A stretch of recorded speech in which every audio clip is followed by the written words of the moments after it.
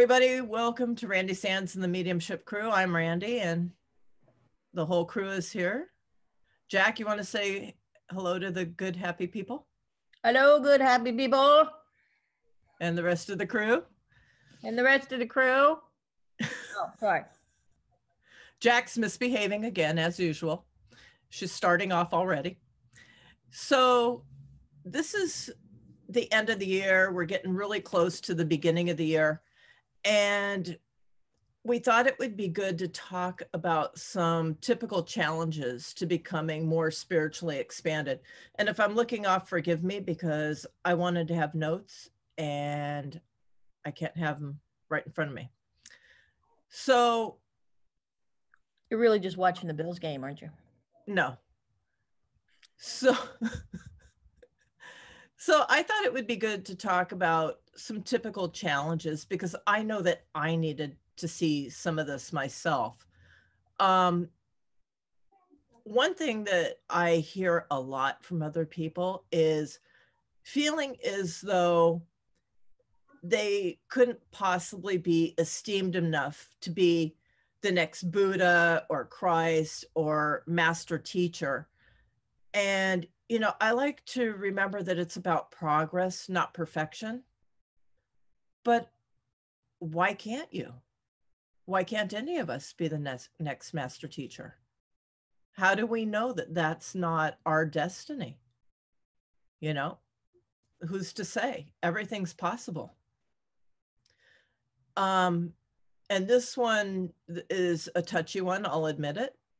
But in my personal opinion, another challenge that I've seen is created by organized religion.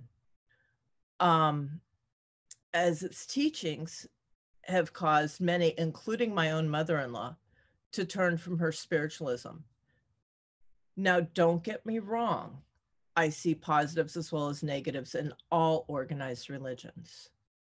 I mean, they all have a place. But what I will say is that it's my belief that the creators of many organized religions wanted people to act and believe in a particular way. And I feel that they instituted teachings to keep people from venturing outside of the box, so to speak. Another thing is not having faith in your intuition and the spiritual guidance that you receive.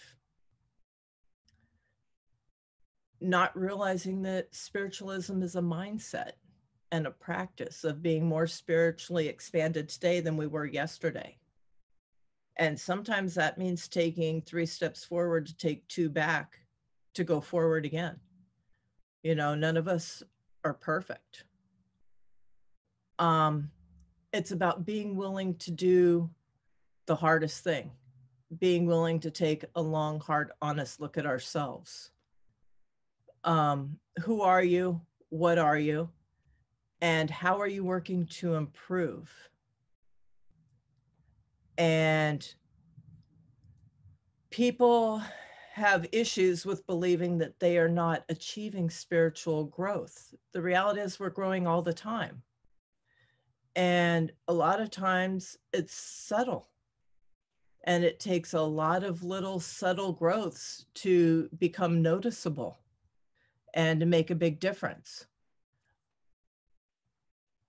There's also times where we have huge spiritual growth and, you know, we kind of feel like we're in chaos because our lives are kind of being turned upside down. So we learn the lessons to, you know, keep growing.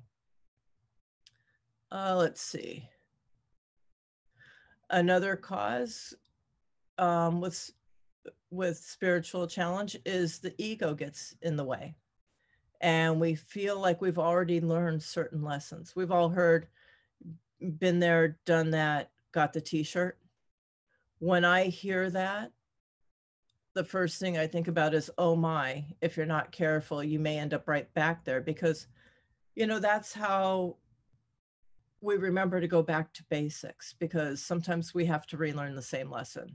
I know I have many, many times, and I probably will many, many times again. And being willing to forgive or to say, I'm sorry. I think that's huge. So with that, I want to open up the floor. I'm going to close my notes here. And I want to open up the floor because we've got a lot of amazing spiritual people here. And let's get their thoughts. And they may have other ideas as well. And, you know, let's hear them all. Let's hear them all. Anybody?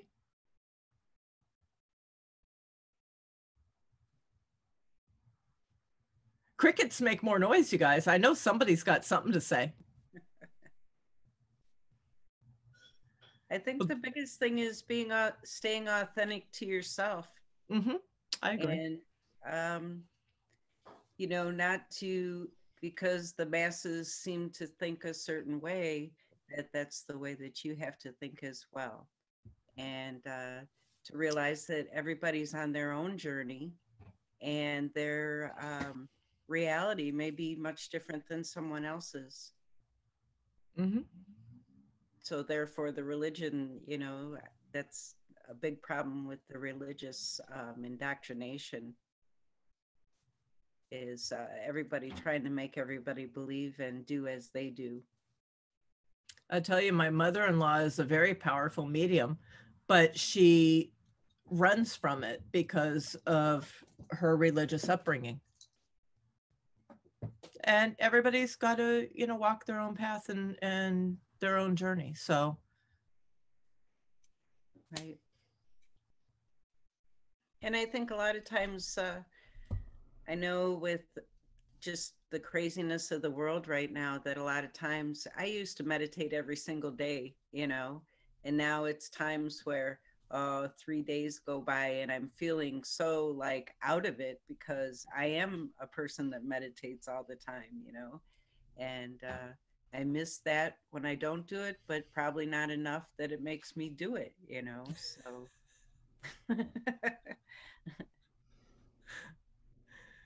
Okay. Those were a lot of ideas, and I don't even know where to start because they're like, you know, each point that you gave is probably like an hour conversation. Because I could, you know, again, I have to say, like, I think a lot of it tends to be balance, right? Like when you start any spiritual journey, regardless if it's a religious affiliation with an organization, if it's with a guru in the mountains, if it's by yourself in your backyard, you contemplate, like, we all experience God in a different way, similar but yet different. And we're trying to kind of define, like, well, my God, like, I understand my God this way, you know, and then we have to bring in our moral compass because we're here. You know, what's morally, you know, some people think not using a blinker is fine. That is unmoral. Like, there's a reason there are blinkers on cars. I'm immoral. Well, again, you know, it's you know, and it goes deep because we're talking about something that's deep and still deep within us since we were born, like, you know, depending on how we were brought up. And then we have to spend all this time unprogramming ourselves.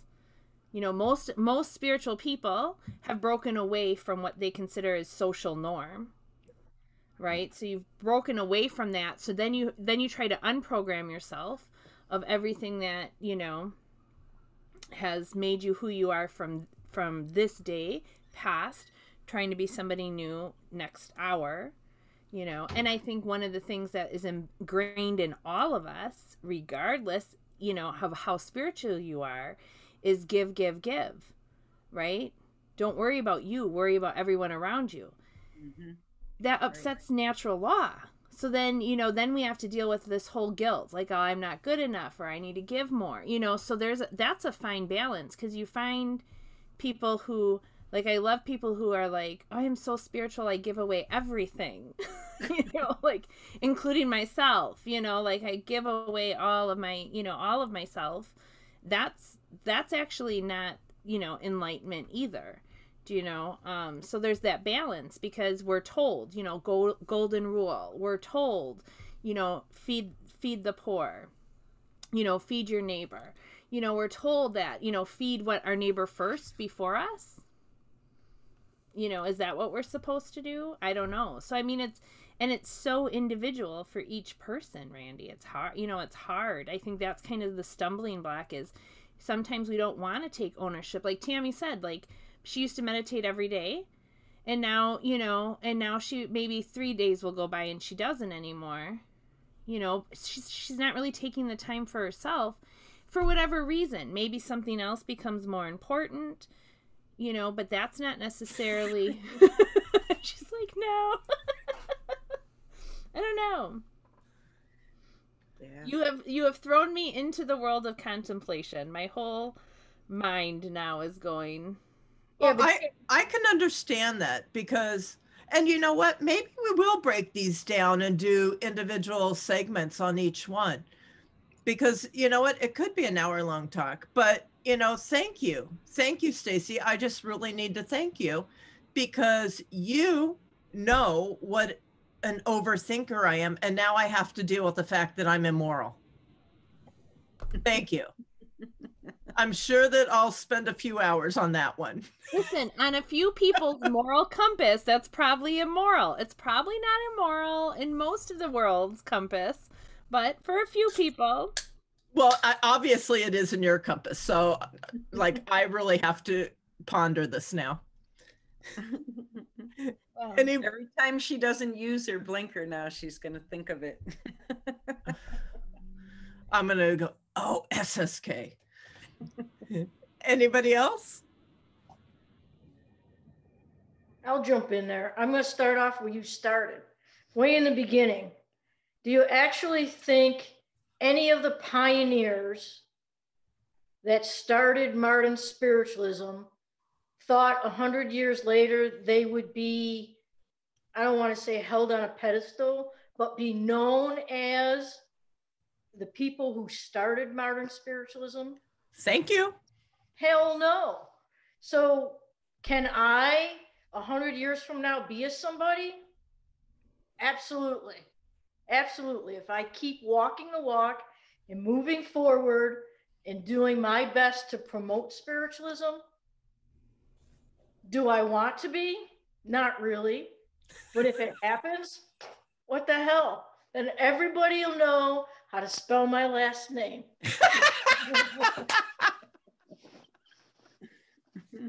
I want you to be just so they have to learn how to spell it. You know, but she has a good point, because even Jesus, like those that study that time period, and that, you know, that Jesus was not thinking he's going to be the next Christ. He didn't think, he was just like, hey, I'm just this man, like, you know, living this life, hanging out, trying to do good, be good, and let others do likewise. You know, I think Buddhas are picked. Dalai Lamas and Buddhas are picked, so they kind of know that they're religious leaders. Do they really? Yeah. I mean, okay. They're picked, so they know to some degree. But when you think about Buddha, you generally think about like one guy. Did he really know? I mean, most people, when they think of Buddha, they think about one guy. Yeah. And if you study Buddha, he left his family. Like, you know, we would all say right now, like, oh my God, look at that guy, all stuck up, that he leaves his wife and child to starve and goes out and sits under a tree to find nirvana. Like, what an idiot. Like, right? He's just lazy. He's just lazy. He don't want to work. But, like, you know, like Joanne's saying too, like, who knows? The path that she's setting, who's to say in 100 years people don't know her name, you know? That's true. I think, though, that can slide the scale, though, over to some of these religious leaders that think the world revolves around them. Because we all know that, too. Right? Like, they're the next coming of Christ, you know? Drink the Kool-Aid. And that's where the ego steps in. Some people are becoming Kool-Aid mixologists, man. They're mixing all the flavors together and really drinking it. But I have to say, in a way, I think that's why, back to organized religion, because that can be a whole nother hour conversation. a lot of us have been tainted by one person in that religion who has turned us against it, be it a priest or a nun or a mother, a grandmother. But, you know, religion in general is just basically trying to define God. Like, okay, we're all like a person, we're all like-minded, we're friends, we're going to just start this little group. You know, the bigger the group, the bigger the power, the bigger the money. But I actually kind of think organized religion will always be, because there are people who need to just be told. Right. Yep. You know, do good. You know, don't eat meat on Fridays. You know, go to the carnival and spend lots of money in the beer tent for Jesus, and everything will be okay. You know, and but if that brings them to a state of God and has a moral compass that is within the boundaries of social norm, then I mean, I think there's a purpose for that. And then are we saying we're superior because we don't need that? I don't know. I don't either. Because I don't agree with it. Not that I don't need it, I don't agree with it. Right. Well, because it doesn't resonate with us. Right. I don't say that it's wrong. I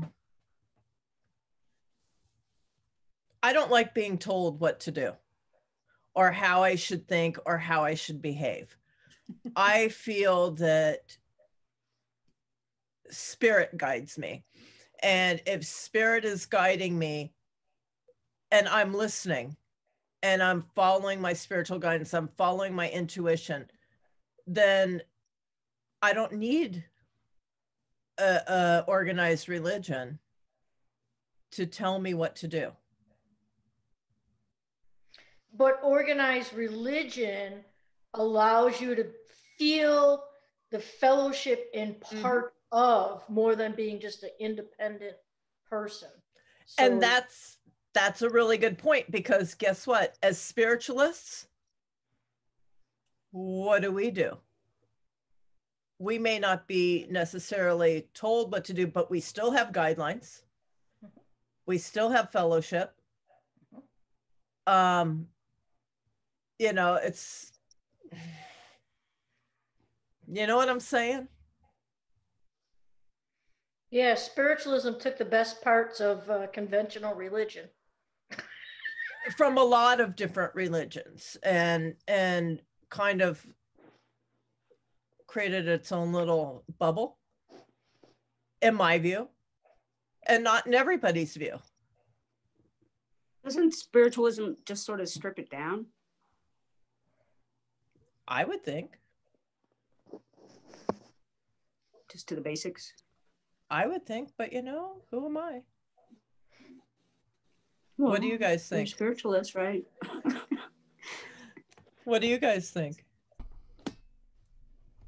Yeah. That's why if you go to a spiritualist church and it's your first time going to one, 99% of them will say, take what you want and leave the rest. We don't have any dogma nor creed. We just believe in natural law, and that's what we follow. So take what you want. Pretty much stripping it down. Right. And we find truth in everything. I mean, like we can look at, you know, Jesus and his life and find prime examples of a million ways to live and be. Same thing with Buddha and Dalai Lama and all of them, you know, the Shakers, the Quakers, you know, all of that. Like we find truth in all of those, again, because it's, you know, the reality is not the rules and the regulations, but it's more about the coming together to connect to God, whatever that is for you. Do you know what I mean? Like we just don't define God. We just say, you know, a collective consciousness or source or whatever. We just don't define it. But I haven't been in a temple.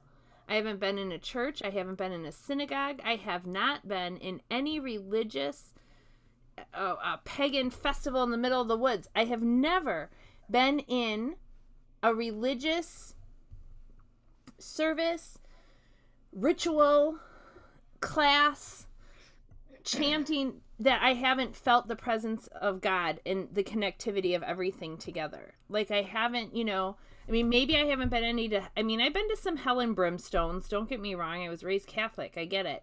But even that, even walking into a church and just feeling the energy of the cathedral, of the people who have been there for thousands of years praying to God, is that energy is fantastic. Like, who doesn't want to sit in that? I mean, even though the intentions might not necessarily be the humanness, the rules and the regulations of it might not be, but that intention of prayer, that intention of meditation, that intention of space, you can't ignore that.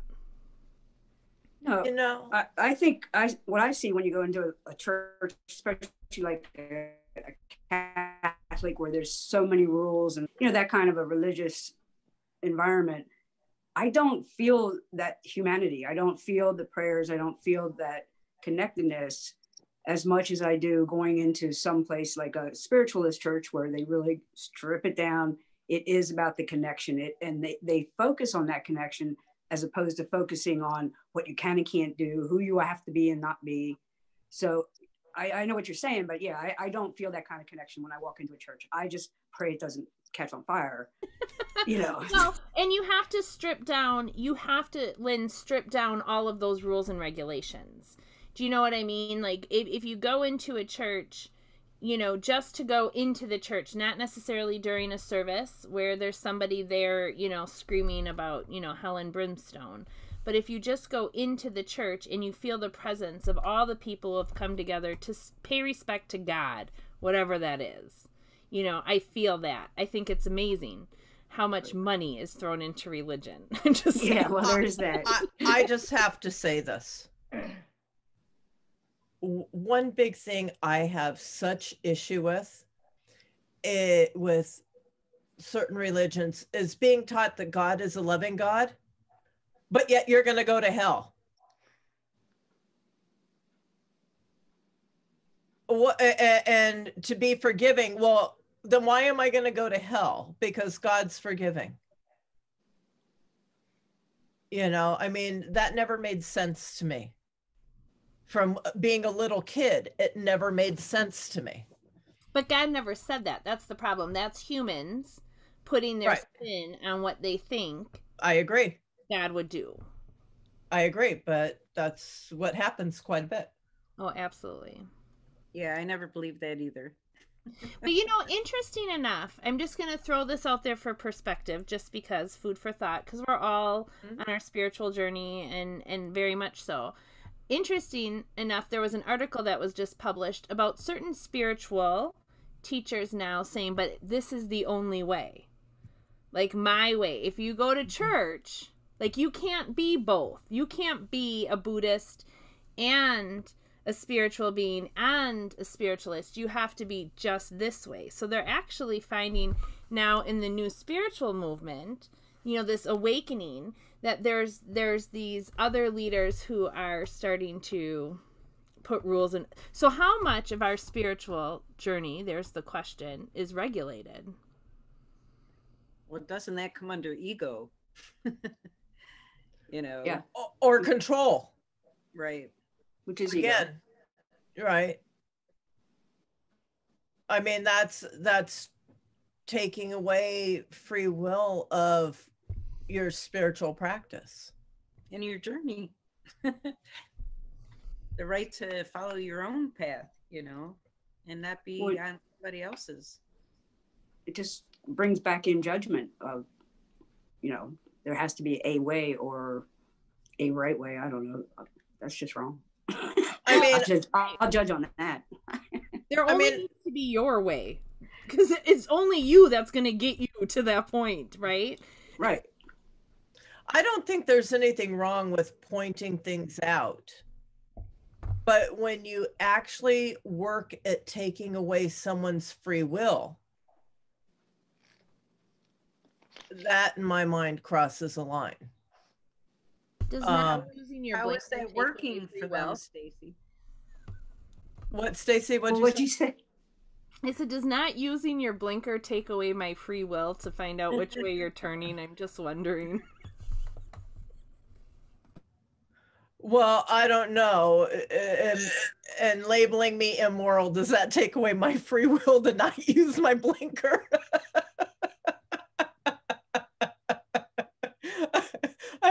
We can have this conversation off. I'm just teasing. I didn't know you didn't use your blinker. I didn't know you were one of those, Randy. Yeah, because then the cars speed up and they won't let you in. Oh, goodness. Yeah, it's horrible. Sorry, Tammy. What were you saying? I apologize. Oh, that's right. I was just saying, so how is that working for the spiritualists that we're trying to put these rules into, into their practice, where there's still people that were, in favor of it? Well, I think like anything, if you look at natural and spiritual law, we know that there's a law of order. We know that there's a law of divine timing, and we know that there's a law of control of some point, because without it, we would have chaos. Nothing would be, at some point we need some sort of organization in our lives, right? Like if we just, I don't know, it's a balance. And I think that it's interesting to me because, I don't know, it's that scale, it's that balance again, of ego. One of the things that Randy talked about in the beginning, was this kind of whole balance. Like, okay, we need to give, but how much? Do we give until we can't breathe? Is that our journey? To be martyrs? I don't think so. Everything's supposed to be possible. How can we be a great Buddha and be a martyr at the same time? I think there's that balance of it, and I just feel like, for me anyways, I think the best thing that we can do, or the best thing we can do to keep trying to move ourselves forward, is when we finally get to a point like, yep, that's my truth. Challenge it just a little bit more.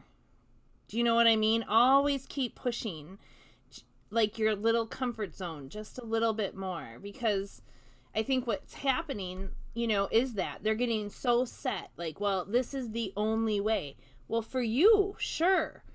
But it doesn't need to be that way for all of us here. And unfortunately, it probably works well for them because the people that go there resonate with that. Well, it's just like, or it goes back to organized religion. There are people that need to be told, you go to church on Sunday, you put X amount of dollars and you tithe X amount of dollars to your church.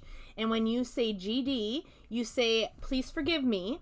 And you go to this person and you tell them all your sins and you will be abolished, but you have to tithe every week for that abolishment. Like, but there's always going to be people that need that because they don't want to dig deep. They're like, this is good. I'm living this very fine life and there's nothing wrong with that. I don't want to dig any deeper. Like you said, I think it was the last thing you said, Randy. The worst thing is working on ourselves. That's the worst. Like, it's so easy to tell everybody else what to do, but working on ourselves and like peeling back the layers. That was 5 of 8. 5 of 8? That was the 5th of 8. Oh my goodness. And, that's a good one. Let's talk about that one.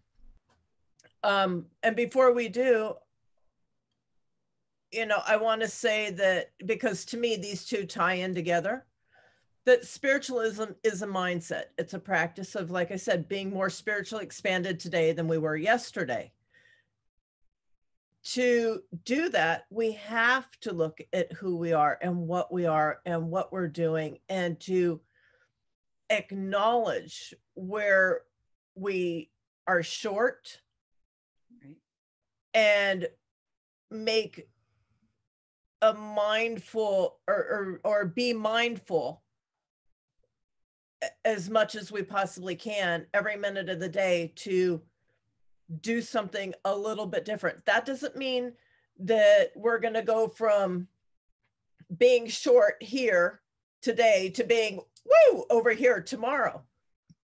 It's a progression. But if we can take an honest look at ourselves and we can say, yeah, I really need to improve over here. And you know what? I'm going to be as conscious as I possibly can to each moment of the day to try not to stay right here and try to move over as much as I can. Eventually we're going to go from here to here. It may not be here, but we're going to make progress. But it's hard to be on the inside looking out instead of the outside looking in. You know, we don't see what other people see. It's hard to really self-examine. And, you know, I've known several people. My grandmother, who I loved dearly, used to think she was amazing. She was the most wonderful person. Well, she could be very mean to people. She wasn't to us, but she could be to outsiders. You know, going to the grocery store and saying, "Hi, sweetheart, I hope you're having a great day," doesn't make us amazing and spiritual and whatnot. Or being, do you know what I'm trying to say here? Does anybody understand what I'm trying to say here? So we have to really dig deep and look, in my opinion. Let me shut up. I think for me, it's taking a daily inventory, and I do that at night. What did I do good? What did I do not so good? And what amends do I need to make? That's how I judge myself. And I try to correct those the next day. But we don't see the growth in ourselves, but everybody else does. Until you go through something traumatic or something that really takes you out of your realm, and you get through it, you're like, I would have never done that 5 years ago. That's when we feel the growth in ourselves. Like, holy crap, I must have grown, because that's not how I would have answered that question or gone through that, you know, whatever turmoil happened. That's where we see our growth. But every day, as long as we keep doing better than the day before, we are growing, and the people around us see that. We don't see it. I agree. I agree. You know, when I first met my wife, she'll tell you that I was a tall glass of chili sauce, really hot chili sauce. She'll tell you now I'm a tall glass of very strong iced tea. So I've gone from chili sauce to strong iced tea. I think that's some forward movement.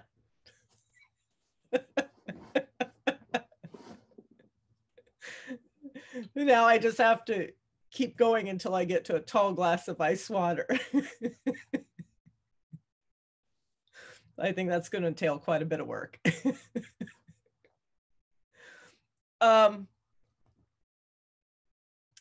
We've got a lot of spiritualists in here. So let's talk about willingness to forgive. Dull.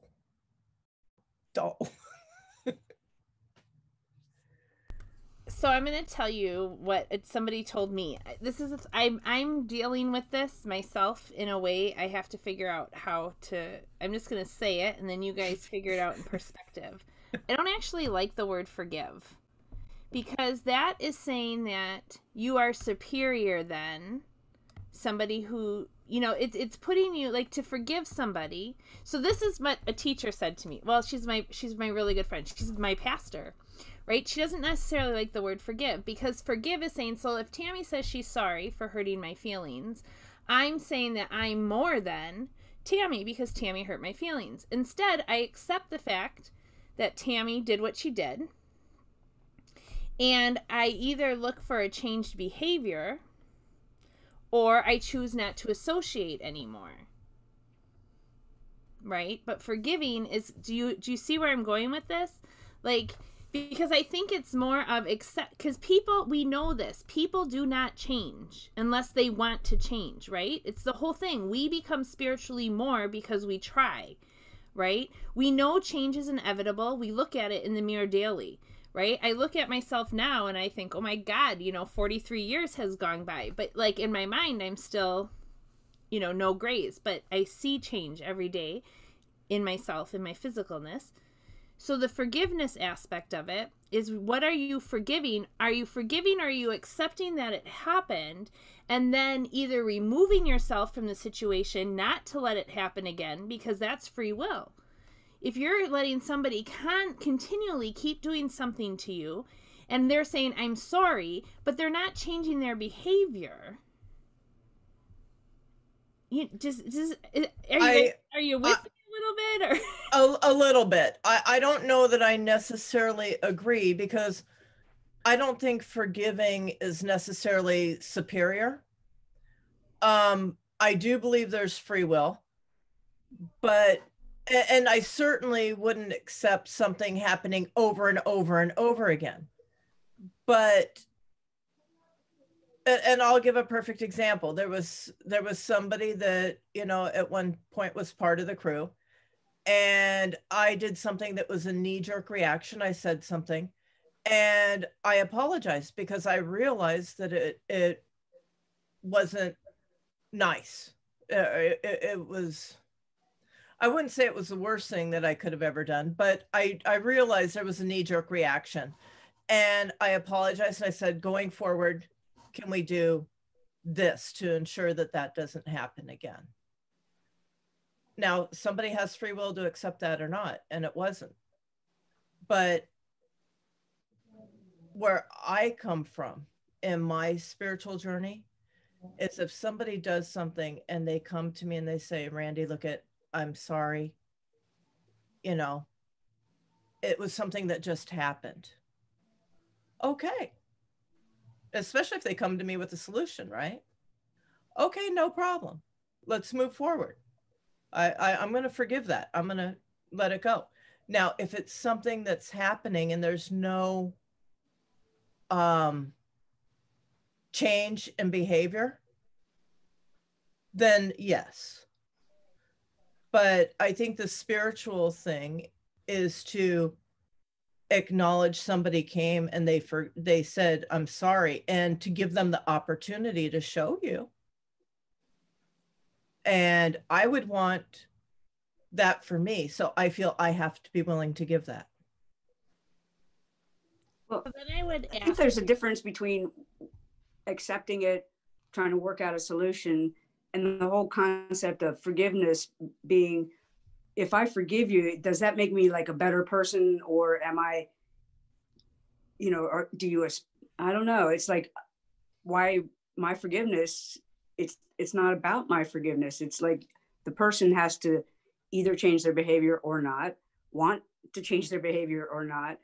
My forgiveness, I mean, that just sort of is like my ego of saying, well, it's okay that you fucked me over. I'm sorry, but whatever. I don't know. You have to edit that. I'm sorry. No worries. We got it. Yeah, I'm not talking about, I don't know what the situation was, but sorry. Yeah,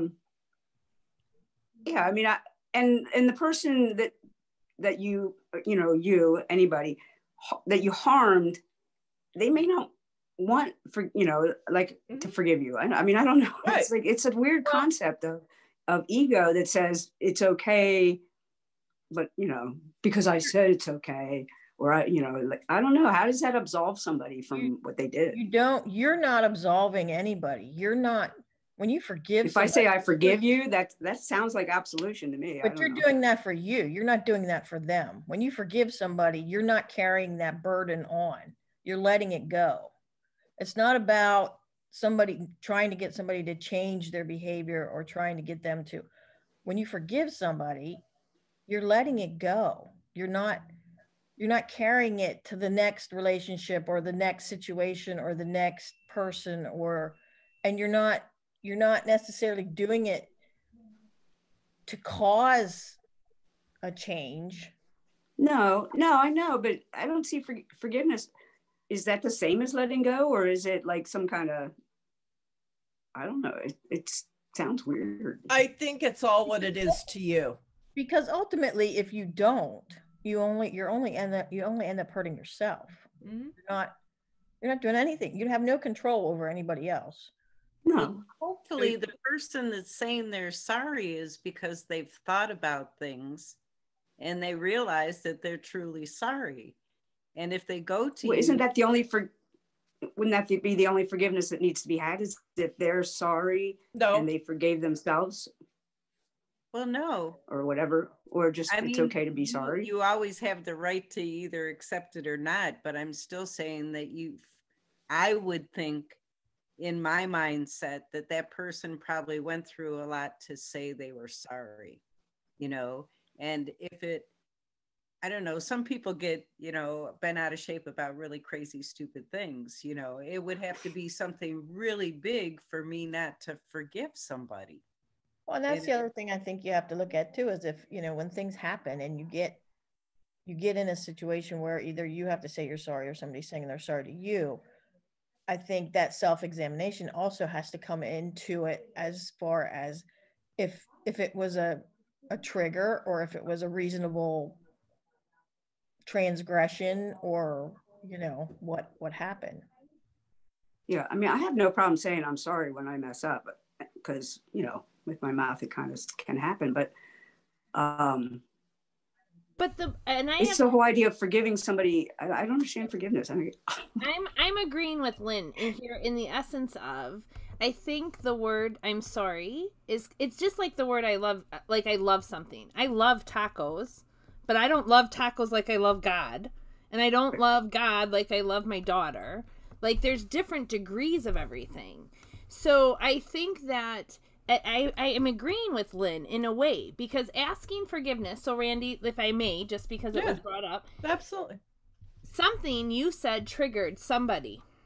Mm-hmm. Hurt them in a way. Not even because of, probably has nothing to do with you. It probably was some sort of programming they grew up with. You're right. Right? Now, you said I was sorry. She did not accept that apology. Right? It doesn't make you any less than, and it doesn't make them any less than. It is the fact that they accepted and dealt with it in whatever way they can. I get what Lynn's saying, because sometimes a lot of people will say, well, I'm sorry, but their behavior never changes. And so that's an empty word. What would be better is, I'm sorry. Now, next time, well, I owe Joanne an apology, actually, because I lost my cool. I lost my cool today. When I'm passionate about something, I tend to lose my cool, and I don't sit and think. But I'm aware, I say I'm sorry to her, but really, the only way to get forgiveness, in my mind, is to change my behavior. Right. To now make note that I need to, maybe not dial right immediately. Give it 10 minutes and walk away. Okay, but here's another thing. Okay. We're getting deep. We're getting deep, people. Since we're talking about changing behavior, and we said we're here and we make a conscious effort to do something a little bit different, we also have to be willing to give somebody a little leeway, because we can't expect them to say I'm sorry and go from here to here. We have to look for small progressions, because if not, we're just going to be throwing everybody out of our lives. Well, and that's the acceptance, right? Like your grandmother, right? Nice to you. And she, in her own mind, probably thought she was nice to everybody else. So we accepted her behavior. We didn't forgive her behavior. We accepted her behavior with the allowing, or the hoping, that she would ultimately change it. Do you know, there's just certain things that there are just certain people, if they are going to like, and they're going to be Packer fans, they're going to be Packer fans. And it doesn't matter if you're a Bills fan. There's just certain behavior that we just say, okay, that's just who they are. Acceptance doesn't mean that it's our truth, and it doesn't mean we agree with it either. That's the other thing. Here's the funny thing about my grandmother. I would call her on what she would do to other people. My sister and my mother didn't. My grandmother and I had a very different relationship than my sister and my mother had with my grandmother, because she would do things with them that she would never do with me. So I didn't accept it. I called her on it because it was But in a way, not nice. I get what you're saying, but in a way you accepted it. You didn't automate. You might point it out to her, like, here's your flaw, but you didn't disown her because she didn't change her behavior. So in a way, there was a level. But she did. That's what I'm saying. With me, she did. She didn't with the others. We got a Bills fan that's a little excited. Touchdown. Yeah, and but that's also setting boundaries for yourself as to what behavior is acceptable around you. And I do think, we all need to do that sort of thing. Not right, just like you're not gonna, yeah, like you're not gonna be rude to the waitress because that's somebody's daughter, somebody's wife, somebody's mother. That's somebody's something, and you wouldn't want somebody treating your family rudely. So don't do that. And for sure not in front of me, because that's not correct. how I would behave, not how I feel comfortable with people behaving. So if you're going to do that, we can't go out to eat because correct. And that's the boundary part. And right. You're absolutely right. Okay, so let's see if we can find one more. What was 6? Oh. People having trouble thinking that, and those of us that are ministers, we've seen this, where people come to us and they say, I've been coming every week. I've been doing the things I think I'm supposed to be doing, and I'm not seeing any spiritual growth. It's not automatic. I guess that's Eve. Okay, Eve, talk to us about that. You're on mute. I'm guilty. I've called up Tammy on a couple of occasions. It's like, I've been meditating. I've been trying to raise my vibration. I'm doing this. I'm doing that. And I, like right now, for instance, I'm doing this 40 days of transformation meditation with David G. And I'm into like day 29. And I've been dedicated and doing it every morning, but I still just feel like I'm laying here looking at the back of my eyelids. I don't know. And I'm hearing, I'm hearing a lot of stuff and talk about forgiveness and stuff. And like, I want to pipe in. I've been studying A Course in Miracles since 2016. And for myself, I started going to churches like right after my sister's death. Like my mom passed away, my nephew passed away, and then my sister passed away, all within a year of each other. And that like left me like searching for something. I don't know what. And I ended up going to a psychic fair and speaking with somebody for a period of time. And then I started going to spiritualist churches. I've gone to a bunch of different churches in my area. And I, ended up back at Unity, and somewhere along the line, somebody suggested, why don't you get into A Course in Miracles? And it was like, okay. And so I got the book, I started reading, and it's like, I don't get any of this. It's not making any sense. And now we're almost 5 years into, well, it's been 5 years since my sister passed, and I'm meditating. I'm going to Unity church services. I'm getting involved. I'm trying to be of service. And it's like, I don't know what else I can do.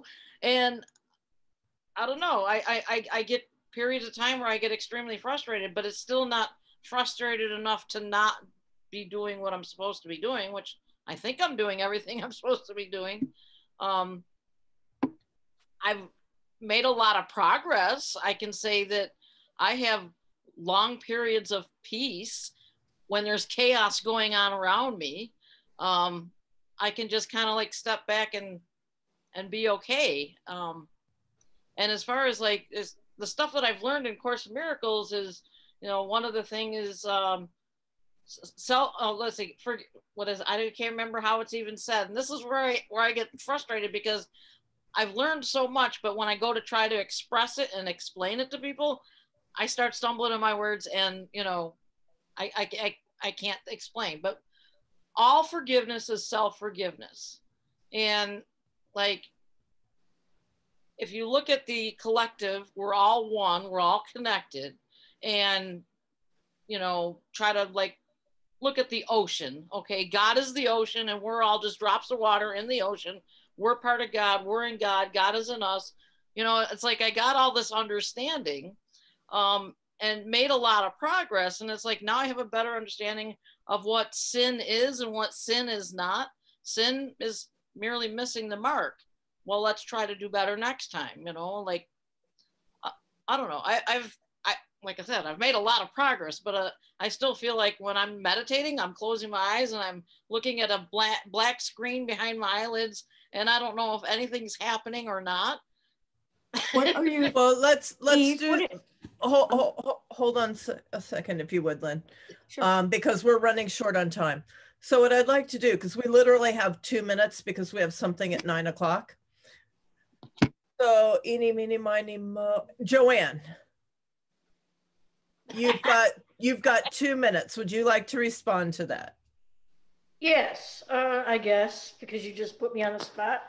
Everybody progresses at their own pace and at their own. You have to figure out what really works with you and for you and follow that. Like if you're reading a specific book, maybe one chapter resonates with you and the rest of the book is, yeah, okay, I'm following this, but you have to believe it in here, and you have to really, really want that belief and faith that it's going to work. And sometimes you try too hard and you bounce backwards a little bit. There's your minute and a half. Okay, actually, we have 1 more minute. Tammy, you want to jump in? I think a lot of times that we just get in our own way. You know, a lot of people that meditate don't ask questions. They sit there and wait for something just to come through. Okay, and then a thought may go through their head, but they dismiss it because it's their thought, where actually spirit is, you know, putting the thought into their mind. So it's about trusting what you're going after. And when things show up, give thanks for that. And, you know, and see if doing that, accepting it, doesn't progress you, you know, faster. All right. You have to have the belief in yourself, you know. I You have agree. to believe that spirit's going to come to you no matter how. It could be something you see sitting on the table. It could be a thought that comes in your head. It could be something that happens outside your house. You know, all these crazy things. And you just have to look at everything and say, wow, thank you, you know. And with that, we have to sign off. So how would everybody like to say goodnight to the good, happy people? Good night, We have to jump on to the other one now. Good night, everybody. We hope you have a week as amazing as you.